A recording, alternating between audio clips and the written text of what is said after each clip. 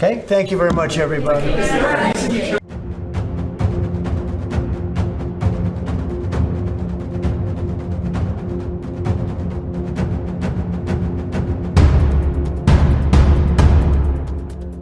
Presiden Amerika Serikat Donald Trump bertemu hangat dengan Wali Kota New York Zohran Mamdani pada Jumat 21 November.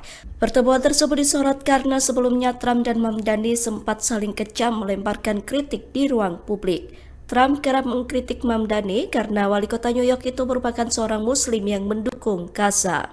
Sementara dalam pertemuan perdana kedua pemimpin itu, mereka terlihat saling memberikan pujian satu sama lain. Bahkan Trump turut memberikan selamat kepada Mamdani seusai terpilih sebagai wali kota New York. Keduanya bersepakat bekerja sama mengatasi isu kriminalitas dan keterjangkauan hidup di New York.